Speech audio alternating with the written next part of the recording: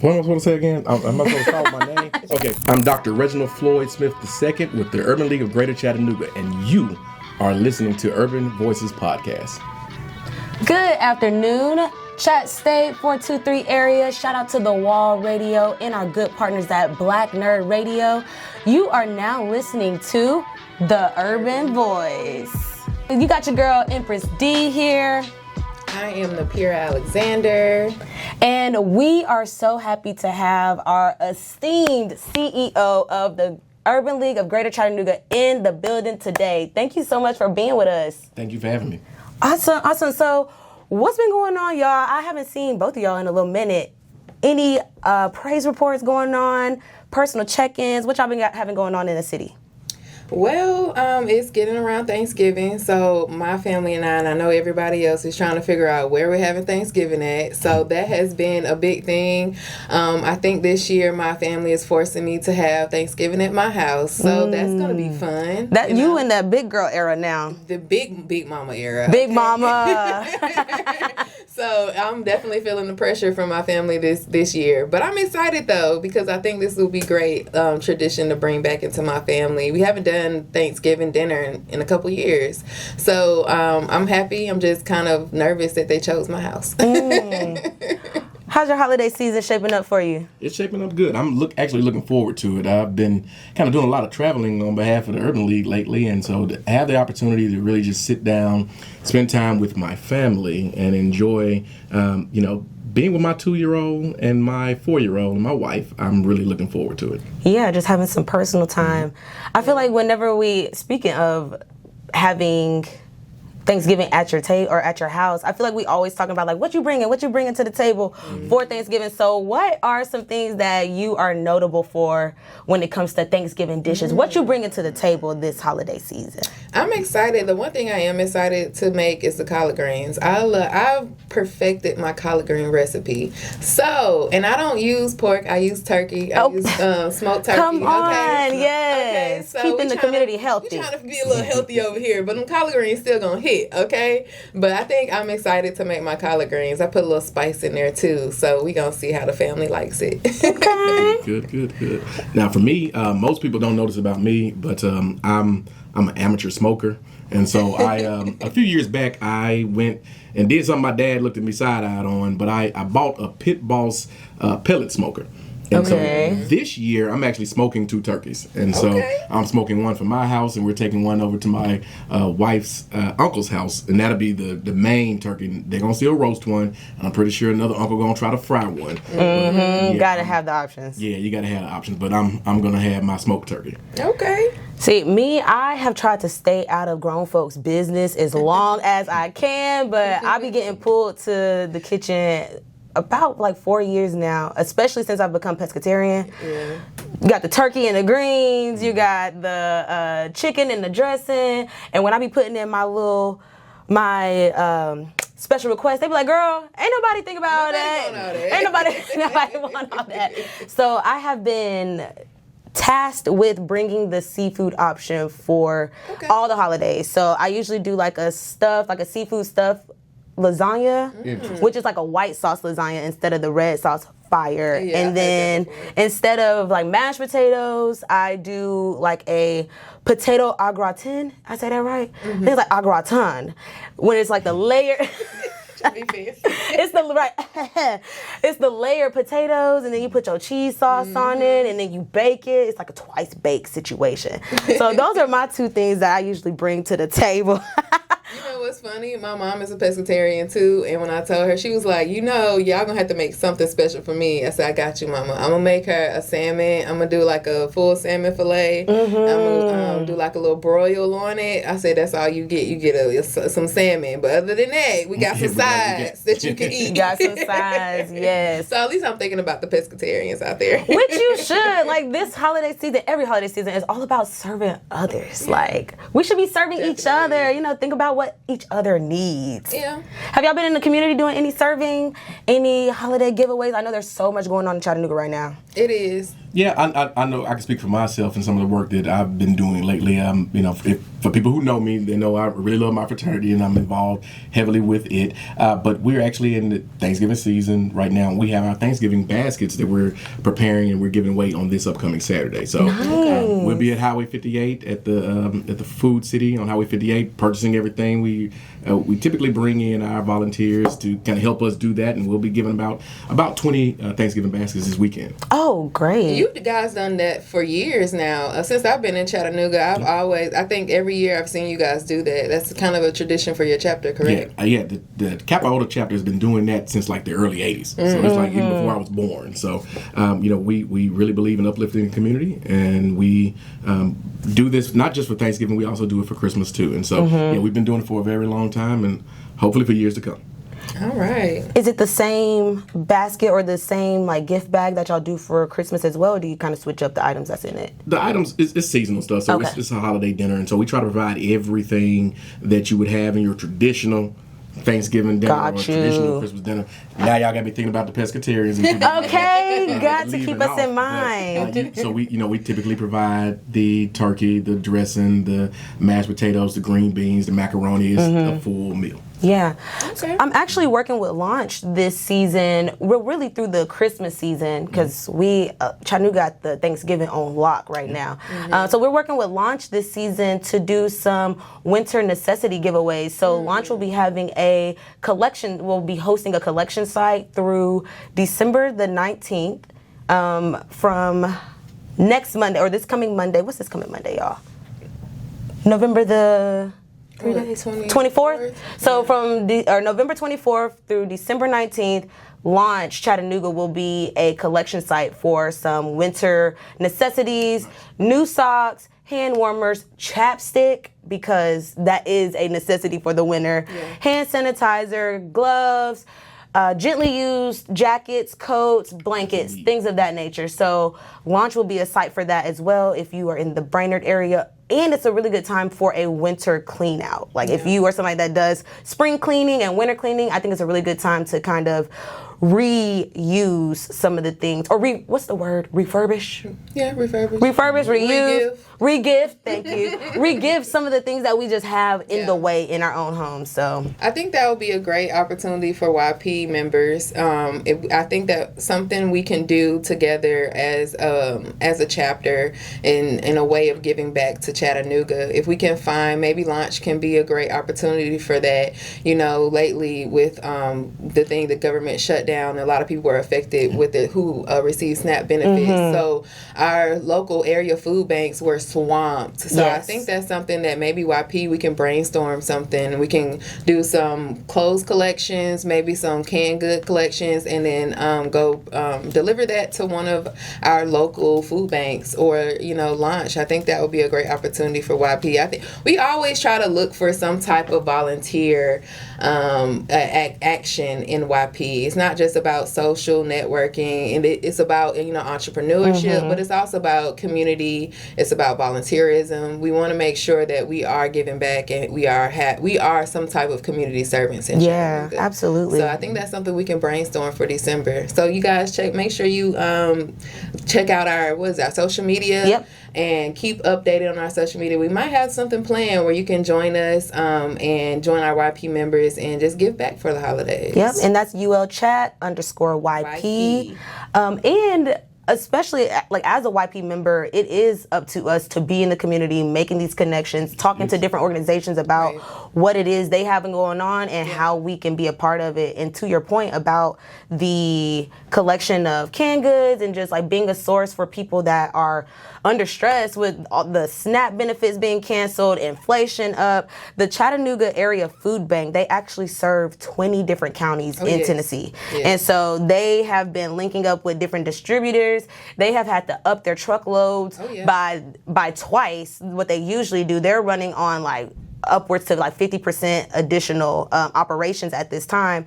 And so they are a really good partner if you are someone that can donate or you're someone that can go volunteer. If you're looking for volunteer hours, they always have availability for volunteers to come in and help them with their mission of feeding everybody in the Chattanooga area. Oh yeah, definitely. So, yeah. That'll be really good. That'll be really good. Let's get into these questions. Okay, so Dr. Reginald Smith.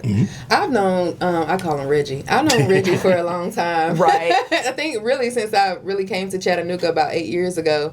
I've always been an upstanding man, and I love what you give back to the community. Before Urban League, you were at the Bethlehem, correct? Yep, I was at the Bethlehem Center. Yes, and I've seen the amazing work you did with that center and all of the initiatives that you put forward and the impact you brought to Chattanooga. So I just want to say thank you, and I'm proud of you because ever since I met you, you've always been one of those people that has been inspiring. So now that you're at the Urban League and you are new CEO, stepping into the role of CEO for the Urban League of Greater Chattanooga, especially as part of the larger National Urban League movement, how has the transition felt for you, and how has it been so far? So the transition has felt pretty good. I will say that growing up in Memphis, I was always a part of the NAACP. And so I knew about the NAACP. I knew about its structure, how it ran, and what its mission was. I wasn't too familiar with the National Urban League. Yeah. And so I was blessed to actually travel to the Urban League National Convention with Candy Johnson. We have some fun. Yeah. Yes. The previous CEO. And it was an opportunity for me to connect with other affiliate CEOs as well as with the broader National Urban League as a whole. For me, it felt like coming home. Right? I'm originally from Memphis. I came here to go to school. I kind of focused a lot of my time over the course of the last 20 years or so just focusing on school and my career. And though I'm in the community and of the community, I really wasn't connected with a lot of the work that's really driving the community forward in this particular vein of work. And so it was an opportunity for me to say, great, this is, professionally it's fulfilling, but also socially, also emotionally, also spiritually. Everything that I feel is, makes me who I am, this organization allows me to bring that fully to the table and be able to do the work that's needed to execute the mission. Well, I will say when we heard that our new CEO was going to be Reggie, I said, you know what? They got the right one. The right one. Yes, I was so excited. It was a perfect match, and I'm excited to see what you have planned for the Urban League of Greater Chattanooga and what's to come in 2026. Absolutely. So you said that you had been really focusing on your career professionally since undergrad for the last better part of 20 years, right? Yeah. So looking back on where your career started, right after undergrad, did you always envision yourself becoming a CEO? Was that really the path you were going down? And if so, what were some of those early experiences that really created a launching pad for you to journey into this path of CEOship? Because you're going on number 2 at this point, so you ain't new to this. You true to this. This is true. This is true. So I'll be honest with you. I, like most people, had no clue where my career was going to take me or where I was going to end up. And I'll be flat out honest with you all. I came to college and I'm like, I know what I'm studying. I'm going to study biology and I'm going to be an emergency room physician. Then I took biology and I was like, I like biology, but I ain't going to and then I had this desire to where it was like, well, you know what I'm going to do? I'm going to be a military officer and I'm going to join ROTC. And that was my first real bug into leadership. And, life happened. In 2008, they had a large troop surge back into Iraq. And I was like, I don't know if the military for me. Right. Shout out to everybody who served. And, I really respect you all. But maybe the military wasn't for me. And so, but I was blessed to have mentors and people in my life to kind of point me in the direction to do certain things, which led me down the path of hospital administration. And I was really thinking, well, you know what? I'll graduate with my degree from UTC and I'm going to go into hospital administration. And I was blessed to get into a program known as the Tennessee Hospital Association's Agenda 21 program. That's when I, again, was bitten by the bug of leadership, leading people toward accomplishing certain types of goals. As life would have it, I did that internship. I enjoyed it. And for some reason, I ended up with a job in the school system, not as a classroom teacher, but doing some really significant things that kind of got me exposure into the community. I finished my role in graduate school. I didn't study hospital administration, I studied public administration, which put me in a particular type of track to care about certain types of things. Right. But where my career trajectory kind of took off was that I had a leader who believed in me, who put me in rooms that I wasn't ready to be in. And so I take that piece of leadership back with me everywhere I go. A lot of my staff members now who are like, well, that's for y'all. That's guess what? You're going to sit next to me. You don't have to say anything. But learn from what's in the room, understand the language that's being spoken. Yeah. That was done to me. Yeah. I ended up at central office thanks to that leader, and that leader is Dr. Leandria Ware. She was the principal at Eastlake Academy. When she was promoted to, Innovation Zone Director, she took me with her and put me in rooms around, educational leadership. And then when the opportunity came available for the Bethlehem Center looking for a new leader, I jumped at it. Yeah. And I'll be honest with you all, I always tell people, I think they hired me because I was so young and so energetic and so I didn't know what I didn't know. Right. And nobody could tell me that I couldn't do what I wanted to do. Yeah, you had that fresh determination. Yeah, I'm like, okay, yeah, we want to move the needle on these kids, so I'm gonna jump in there and do it. And so sometimes you just have to have that desire to say, you know what, I want to try. Yeah. Built some relationships, and then when this opportunity became available, I kind of jumped at it. And so for me, no, to answer your question, after all that long drawn out thing, no, I did not see myself as saying, well, I wanted to be, I'm going to study hard and become a CEO. It kind of happened organically, but I had to put in the work to get there. Yeah. And sometimes you go where God leads you. Yeah. And this is where I guess God has led me for right now. Yeah. So it sounds like you were like hanging on as you moved through your career. You took some of those transferable skills because you started working in like hospitals and then RO and then public administration. So taking some of those transferable skills with you and like having the courage to jump into new roles. Like, what's a piece of advice you can give to some young professionals or people that are maybe like early on in their career with making sure they keep that courage even though they may be coming up against some new challenges that is hard to navigate? Yeah, I guess the best piece of advice that I could give, or and for a young professional trying to figure out what's next, is one, make sure your network is tight. Yes. You and your network is not just the peers that we're around. That you need to find you some older people with a little bit more wisdom who are already gone through the doors you're trying to go through. And a lot of times, I heard it best yesterday. With the Urban League, we had our IBD graduation, our Inclusion by Design. Ken Jones stood up there and he explained, you need 3 mentors. You need a mentor who thinks just like you. Yeah. Okay. Right? The mentor that thinks just like you is going to help give you that encouragement, right? Yeah, you're doing the right thing. I see what you're doing. Yeah, I know. You also need somebody who thinks the exact opposite of you to kind of bring you back down to life a little bit. Right. Then you need that middle ground, because probably both of these people are so far there. You need somebody in the middle to say, okay, now take what you've seen from these pieces. This is probably where you need to be, right? You need somebody that will ground you toward reality. But having those mentors really truly help, and you have to go out and seek those people. When we talk about networking, I'll be the first to tell you, and I know all y'all joke when I say I'm shy. Right? I don't like being the center of attention. I don't like being in a room and trying to network. Hi, I'm Dr. Smith. Nice to meet you. Who are you? I want to know if I can do business with you. That's not my MO. Right. But what I have started to do recently is, okay, great, I'm going in this room with a whole lot of random people. I need to leave this room with 3 people. One person that might be of interest to me to learn something from. Right. One person that can expand my network socially, emotionally, possibly spiritually. And another person that I find funny because I like to laugh. Right? And you have to do what you have to do for yourself. But by expanding your network, we have all these isms we say in our culture. Yeah. But it's not what you know, it's who you know. That's the truth. It really is. I'm not in my role today because I'm just so smart. I'm just so intelligent that I did such great work. All y'all can do the exact same thing. We all can do the exact same things, right? At the same time, I knew a few people who were like, you know what, I see value in this guy. Y'all probably need to talk to him. Yeah. And you got to build those networks up, and then you have to go back and do that. When I'm in rooms and people are saying, hey, I need to find somebody to do X, Y, and Z, I got a guy. Yes. I got a girl. Yes. We have to make sure we're pushing that out, because what we put out into the world, we get back. And that's actually a good point for the next question we have, like really talking about the intentionality that you have when you enter these spaces. You are now in a role where you're entering rooms where you're the fresh person, you're meeting all the new people. And so with you being just freshly moved from the young professionals, and you're now stepping into this leadership room, like senior leadership level room, how is it reshaping your social life, the personal rhythms that you have with folks?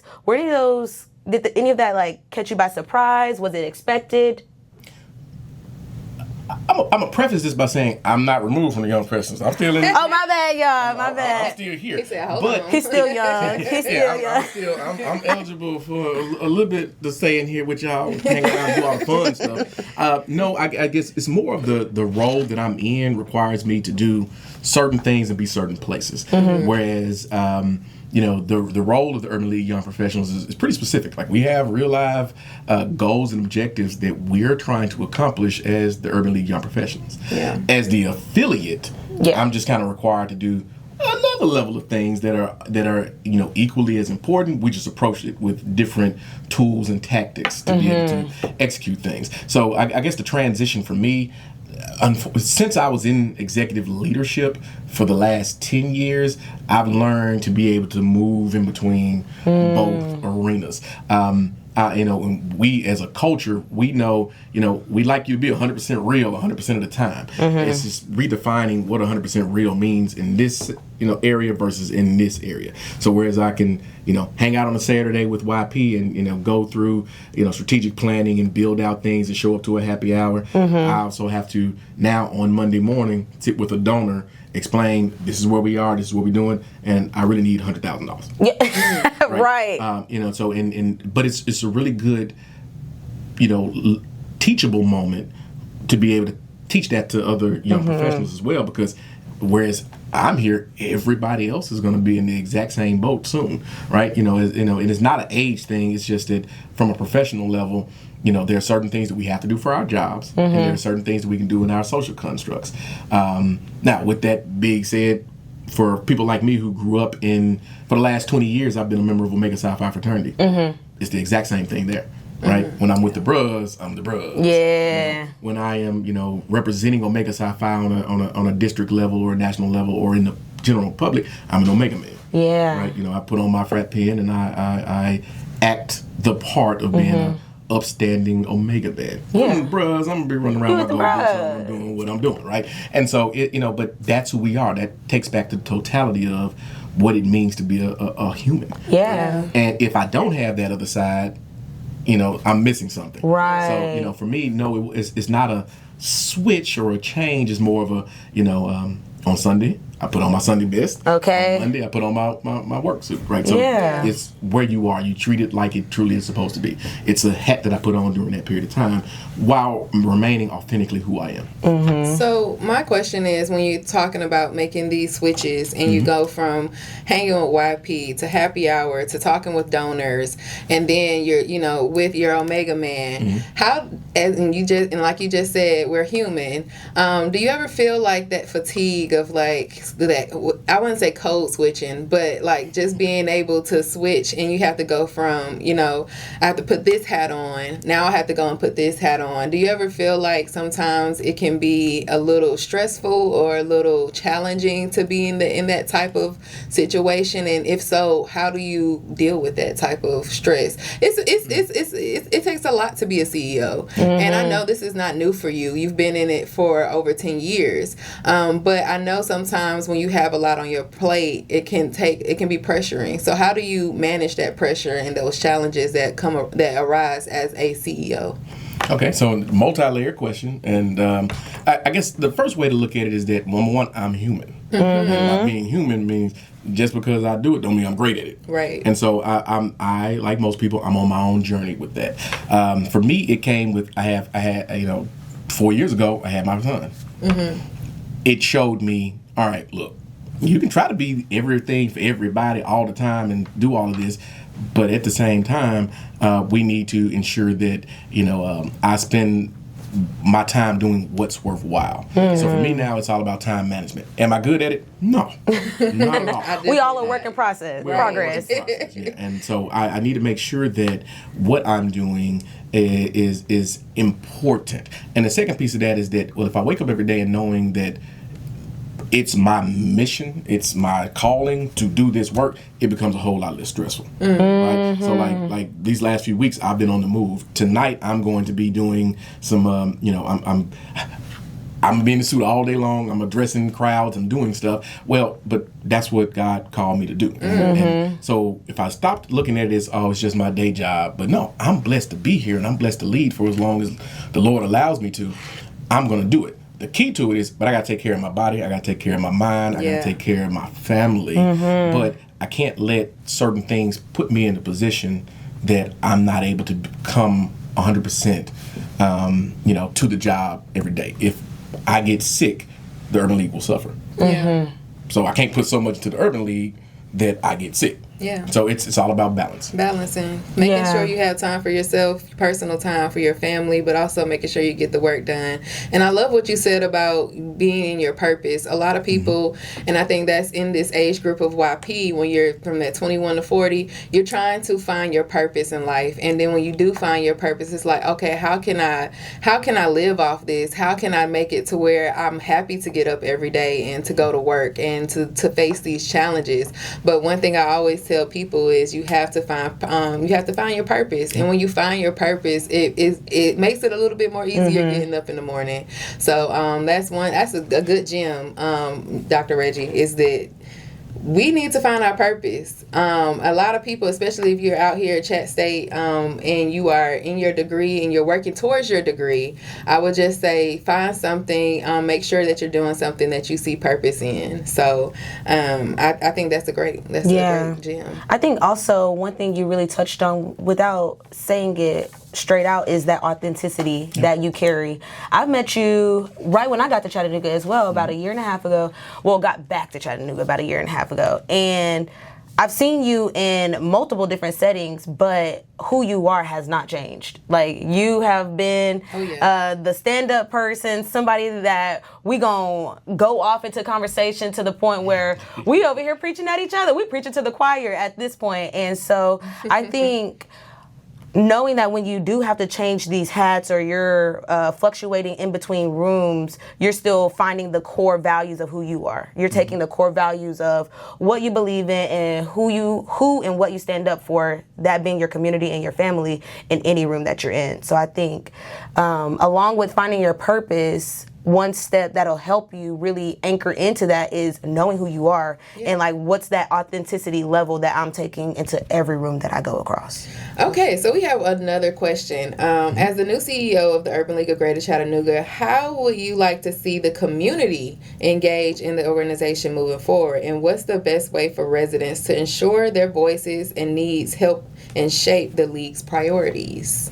That's a really good question. And so I'll kind of preface this with the direction in which the Urban League is going. So I'm brand new. And one of the things that I want to make sure that I do is continue to push forward the legacy of both Warren Logan and Candy Johnson. So my entire pitch for this fiscal year would be to strengthen the programming that we're doing and sustain the work that we're doing. A part of that is I need to reintroduce, as Jay-Z once said, allow me to reintroduce myself. Hey. We want to reintroduce the Urban League to new people. There's a certain generation that is still around that remembers the Urban League from the 60s and the 70s at the national level. For us here, we've been around since the early 80s. But what we're doing right now is making sure that we're not necessarily rebranding, but we're going to make sure that we put our brand in front of the community as a whole.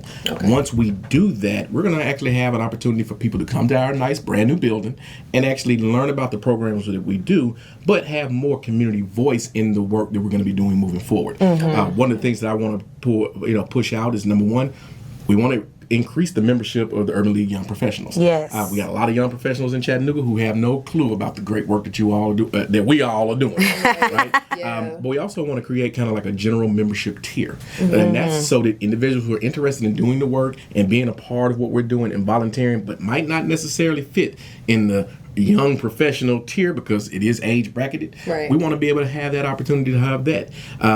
We are looking at possibly doing what other affiliates across the country are doing and bringing in a guild. The biggest concern that I have is that what happens when y'all age out of urban league. Y'all talking about me. Right. I'm concerned about what happens to y'all, right? We going to the guild. Yeah. Y'all gonna roll right into the guild and continue to do these cool things. We say things all the time like black don't crack.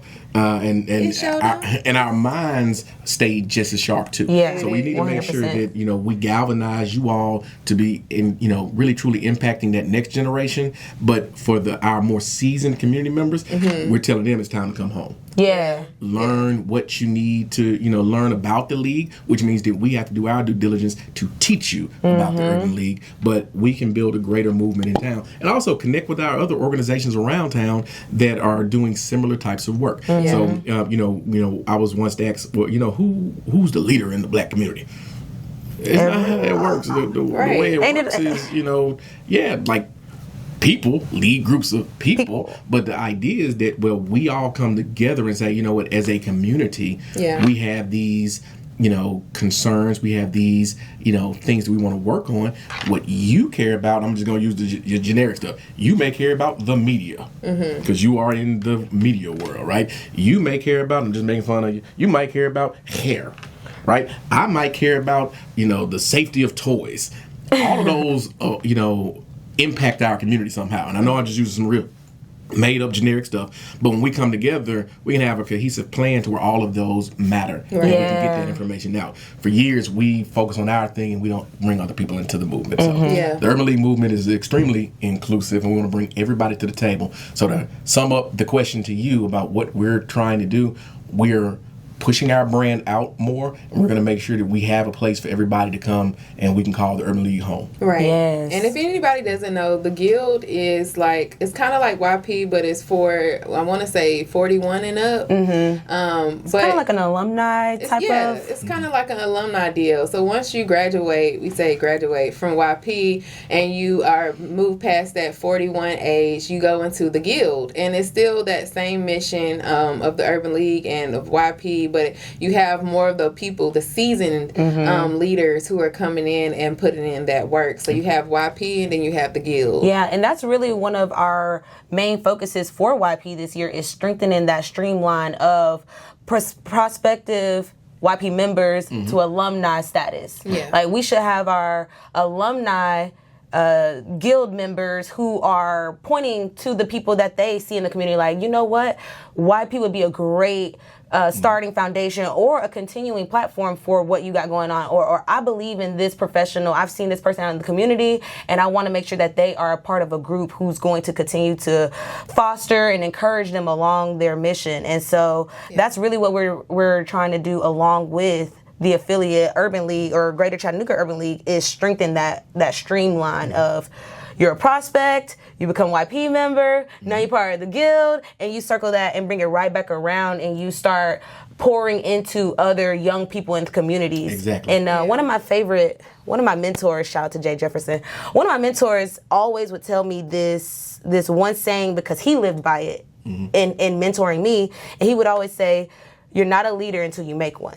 Yes, that's real. You're not a leader until you make one. And so that was his mission with me. He was really pouring into me, mentioning my names in rooms so that I could, step on his shoulders and become a leader as well. And so that's something that I keep in my pocket all the time when I'm substituting and mentoring and working with groups of students. Like, we're here to help create other leaders. Like you said, it's not just one person leading all of Chattanooga. We are all helping each other become the leaders that we need each other to be across these different sectors. Yeah, I think a lot of people are still kind of stuck in that, back in the days in the 60s and 70s era when you had the Martin Luther Kings, you had, Whitney M. Young. Yes, the Malcolm X's, and they feel like you need that one leader. But in today's age, it takes a group. It takes not just Urban League, but it also takes other organizations to come together, and all of us come together as one.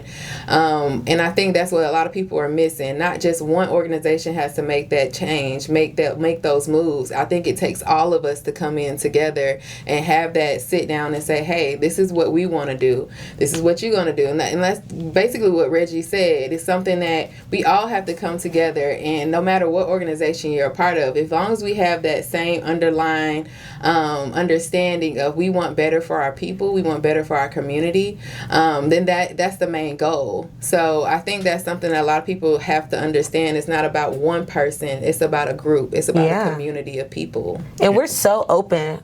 We're so open to collaborating and partnering on different initiatives. So like we mentioned earlier, our socials are going to be the best way to link with us, collaborate with us. What you got going on? Do you want to partner with us and have us show up in solidarity with you? Do you want to partner with us and we collaborate on the full event? So you can always DM us at ULChat_YP with anything that you want us to shout out, anything that you want us to show up and show out for.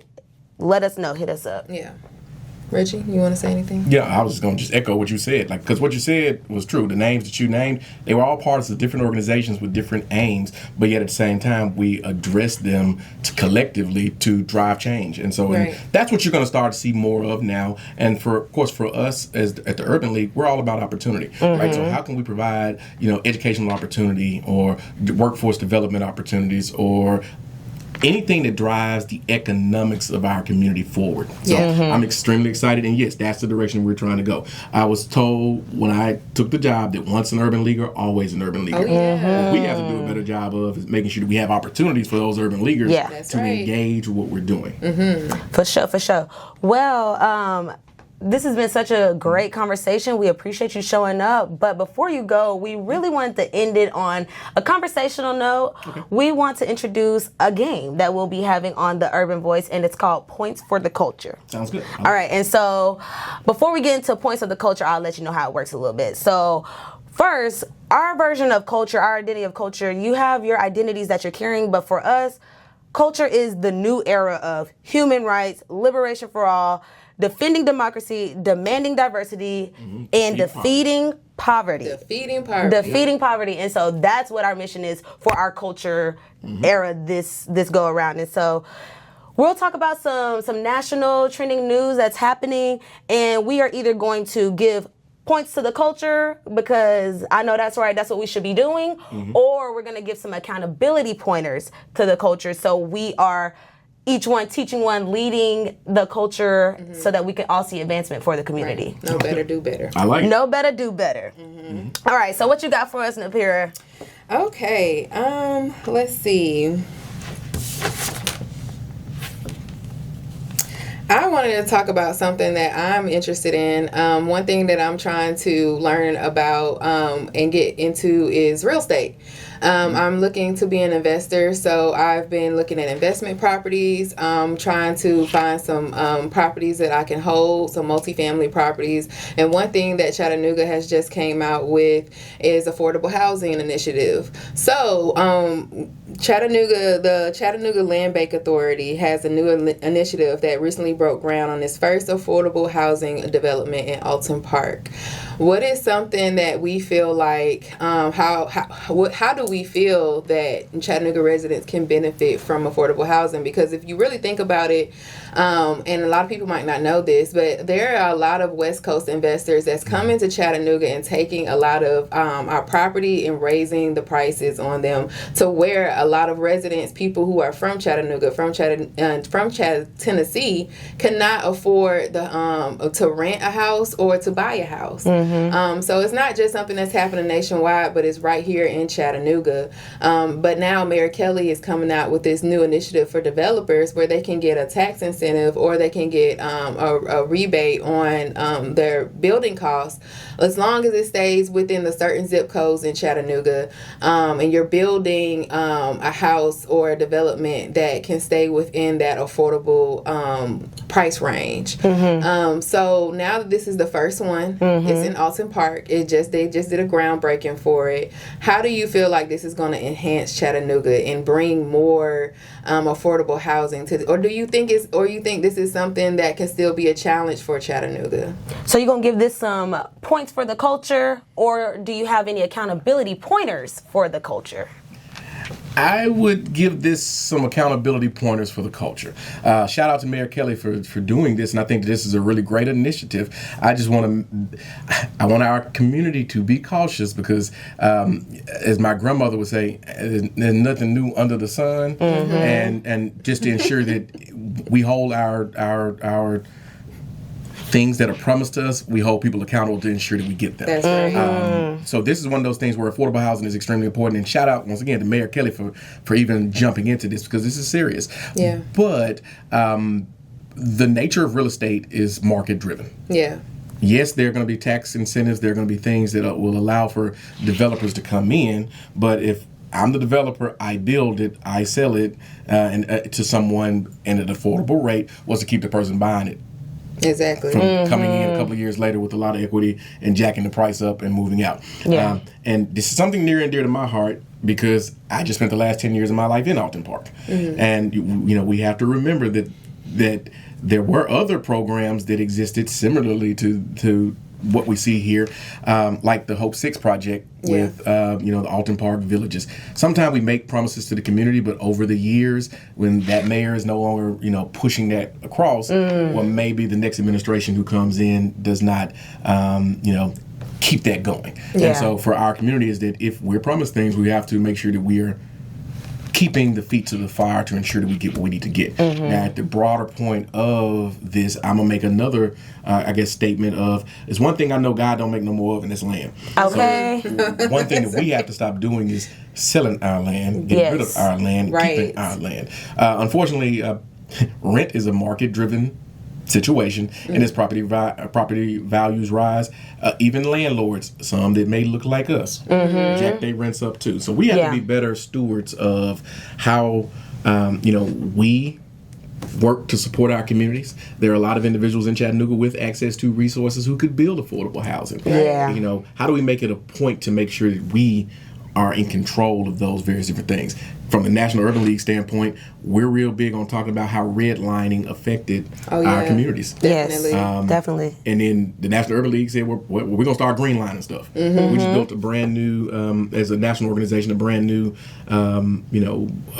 multi-million-dollar headquarters in Harlem. It wasn't just to house our programming. There are also 117 affordable housing units in it. Wow. So it's up to us as organizations, it's up to us as a community to do right by us. I love the support of everybody else in the community, and please continue to do. Once again, shout out to the mayor and that initiative, and I hope it works out great. But what we're going to do, we need to make sure that we jump in and build our own affordable housing. Right. And you're going to start to see it. A lot of pastors in this city are getting ready to launch their own affordable housing initiatives. Yes. And they're building on their church properties where they have land. Yeah. Why? Because we're at a point we need to have it done. So Definitely. I'm gonna go back to the accountability for that one. I'm gonna try not to take too much time on these questions, but points of accountability. People, we got to start making sure we're in charge of our own stuff. Yeah, 100%. And if we're not in charge of it, I think as we are creating those bounds, I think I know in New Orleans, they have like a boundary around Airbnb properties where there can only be 2 on a block.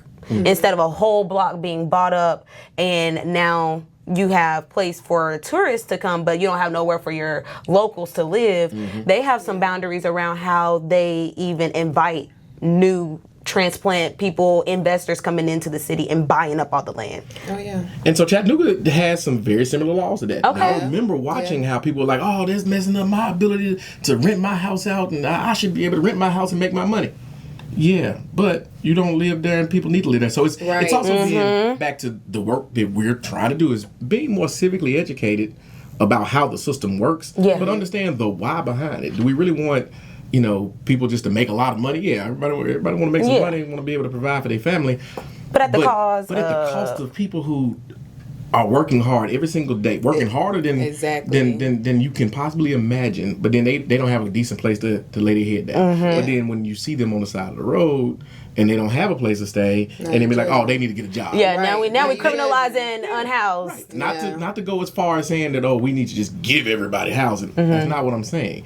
At the same time, okay, if rent is $2,000 a month, but yet the average, mortgage around here for larger homes was around $2,000 a month. You know, okay, you might have some imbalances here that we need to address, and that is a market-driven thing that, unfortunately, we might not have too much control over. But as a community, what are we doing to build out change? Yeah, so you're exactly right. And speaking of having control over, like the people having control over, my next topic that I want to hear some pointers for is, this is more national news. So we have one of our esteemed CEOs from the era, Jeff Bezos, is entering CEOship again.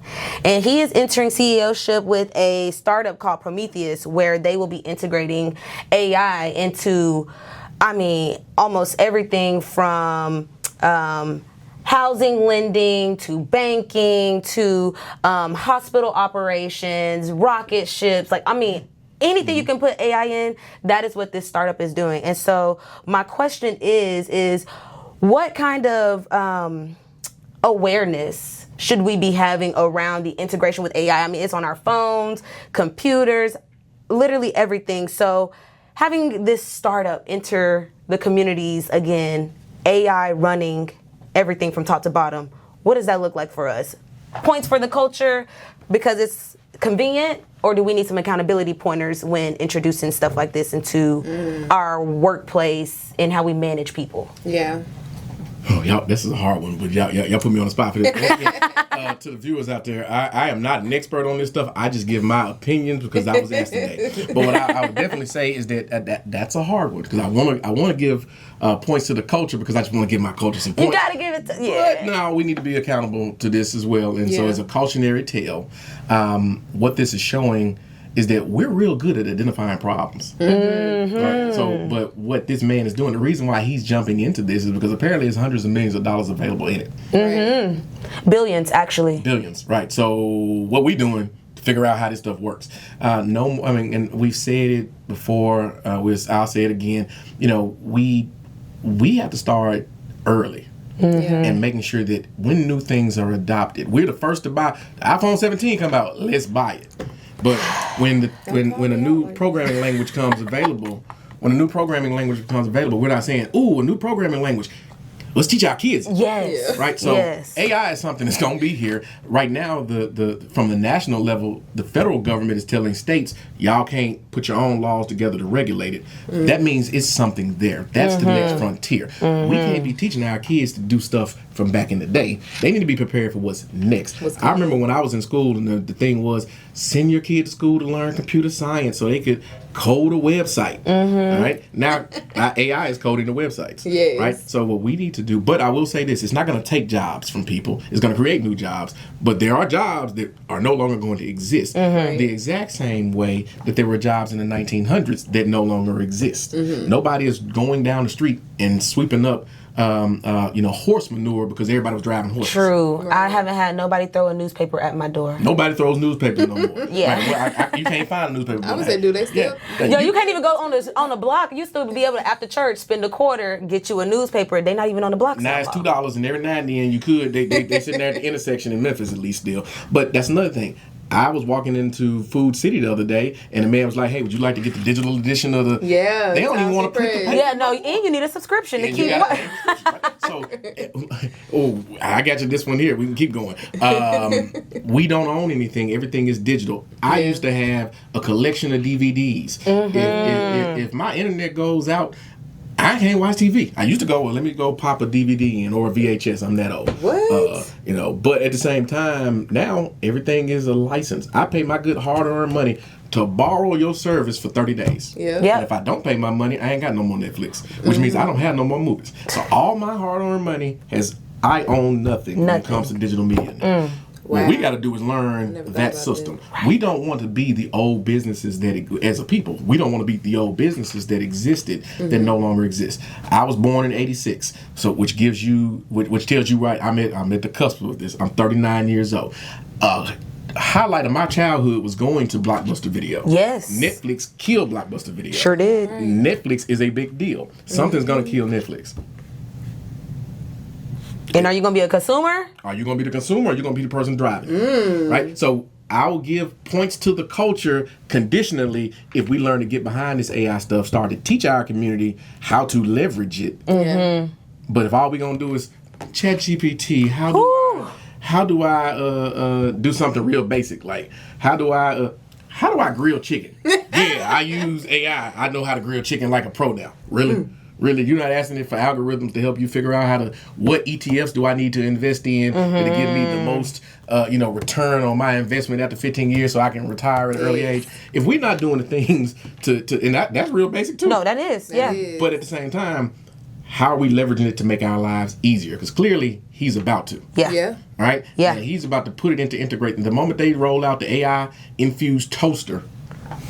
They already got the coffee maker. See what I'm saying? There's already a coffee maker where you could just set it and it starts in the morning. Yeah. So my pitch to that is cautionary tale of beware of what's next. Right. Right? We people still arguing over if you put a CD player in a car or not. I've been listening to music through my through the Apple CarPlay for the last 5-10 years now. Yeah. The more things change, the more they stay the same, but people are gonna figure out how to tweak it just enough to make some money. Yeah. What are we doing to make sure we're securing our communities against only spending money and not actually bringing money back into the community? Right. Yeah. I know at our last social, we were talking about like Black Friday topics, and one of them was about the generation of the Black dollar in the community. And I mean, it's seconds. In some cases, it's seconds. In the best cases, it's a couple hours where we get to recycle the Black dollar into the Black community. And it goes back to ownership. Yeah. I will push back on that just a little bit. Talk to me. Just because I read an article the other day that there's no empirical data behind that. Okay. Okay. And so I'm just throwing it out there so that people will kind of research it because I've been running with that same logic too. The problem is in this current world that we're living in too, we need to do our own research on stuff and not just take what we're told about our own community. Because I'm guilty. Yeah. I ain't I'm about to say, but to be I've honest, been I did look this up. Research is not social media as well. Yeah, Definitely research not. is not social media. Definitely not. But we got to keep our money in our communities. Yeah. We need to but we have been. I will say this about our millennial. I'm a millennial. Y'all might be real young. Black don't crack. We millennials. Right. You thing still in is- the same group, sir. He's trying to kick us out our own The thing group. is this, we actually been doing all of the things that the previous generations were not so good at. Yeah. We don't get no kudos for it. Yeah. Like we've been investing in our businesses. We've been supporting our friends. We've been building our own businesses. We've been doing these things. The data ain't caught up to show us Right. that yet. Okay. You can go to cities that have a lot larger of an African American population, and you will see thriving businesses. You can go now, like I said, Instagram is not research, but you can see some good businesses on that Instagram piece. And my only stance on the whole Black Friday thing is I don't think right now is a good time to spend money if you got it. Exactly. Save some money 'cause we don't know what the future's gonna hold. Yeah. At the same time, support our communities. Buy what you want, buy what you need, but if possible, support our communities. And keep the dollar circulating within our community. That's not a bad thing. That's a good thing. And also our community needs to go look at, when we say it's a Black-owned business, that don't mean it's always a soul food restaurant. I mean, I got a friend. Shout out to Trap Fusion in Memphis. It's a vegan Trap Fusion. Is a vegan soul food / Asian. I mean, it's so random, but it's so good, right? We need to be more creative. We need to support Black arts. We need to support all these things. So for Black Friday, let's make it Black. Let's make it Black. Blackity-black. But yeah. I love that. Well, on that note, I think we got enough points. I mean, you gave some pointers for the culture and some accountability pointers for us to take with us as well as we're going into the season and continue to support each other in the community and some things to look out for when it comes to new stuff hitting the scene. So I thank you for that. Appreciate you. Yes, Reggie. Yeah, shout out to our first player on Points for the Culture.